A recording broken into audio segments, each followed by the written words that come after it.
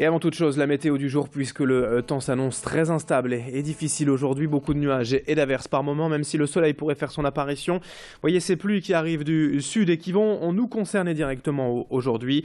Les températures seront quand même plutôt douces, avec 21 degrés de prévu pour les maximales cet après-midi. On en reparle avec la météo complète après le journal.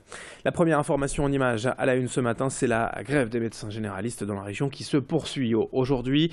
Mobilisés déjà depuis samedi, les cabinets médicaux pourraient encore être fermés ce mardi.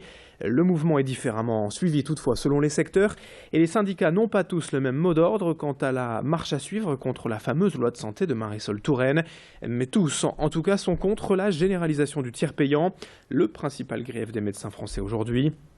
Au-delà même d'une surcharge de travail administratif, les médecins déplorent une certaine privatisation de la médecine avec ce tiers payant obligatoire. Ils craignent que ce soit à l'avenir les mutuelles privées qui décident à leur place des soins à apporter aux patients.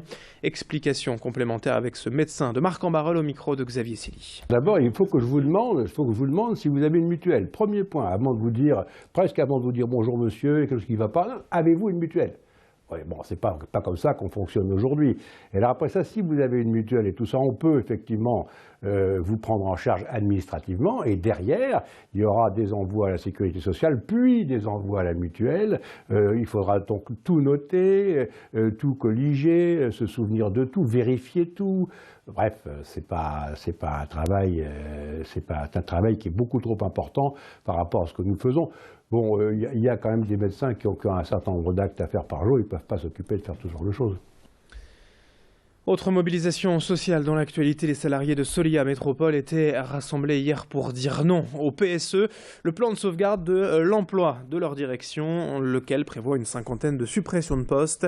Ces travailleurs sociaux issus de la fusion en mai dernier du réseau Pacte et de la Fédération Habitat Développement travaillent pour le droit des familles et l'amélioration de l'habitat. Mais ce réseau associatif est en difficulté financière ces derniers mois et la manifestation a quelque peu dégénéré. Hier, les salariés ne veulent pas payer la mauvaise gestion selon leur direction. Ils ont investi donc hier le siège de Solia en exigeant l'annulation du PSE. Devant ce coup de force, la direction a préféré annuler les négociations. Ce jeudi a lieu la journée nationale de mobilisation des secteurs médico-sociaux. D'autres actions sont donc prévues. On attend donc l'un des dirigeants au micro de Louis Caillé. La priorité des priorités, c'est bien le projet social et l'insertion par le logement des plus démunis. Donc, ce qu'on a coutume d'appeler entre nous. Mais sans logement, on ne peut pas le faire. Ils les vendent là. En vendant des logements.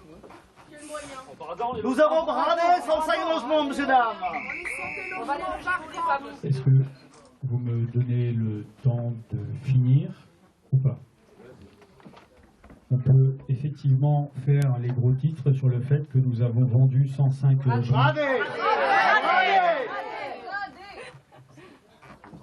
Je ne suis pas d'accord avec ce propos.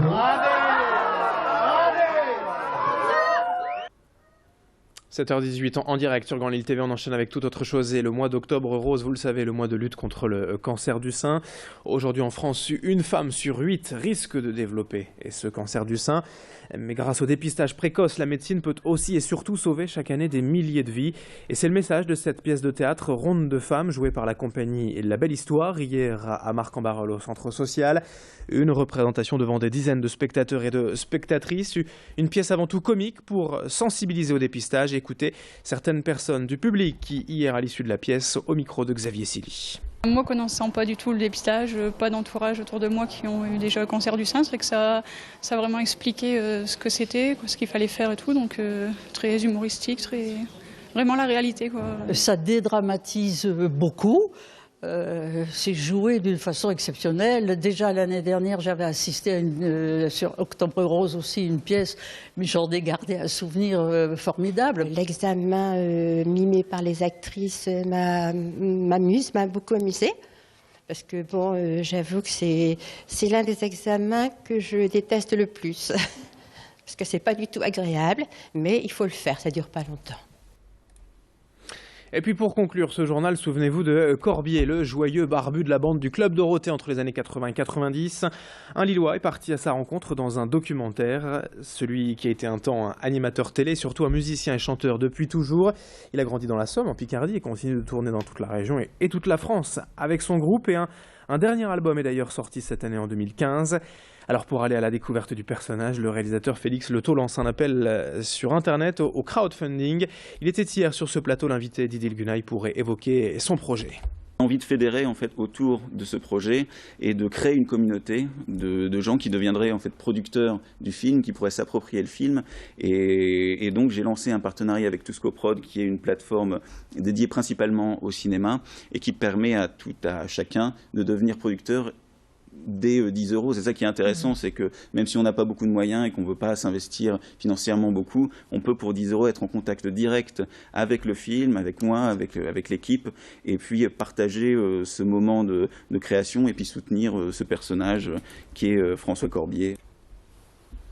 7h21 en direct sur Grand Lille TV, 7h21 mardi 6 octobre. L'actualité en direct et dans un instant la météo, l'infotrafic à suivre. À tout de suite.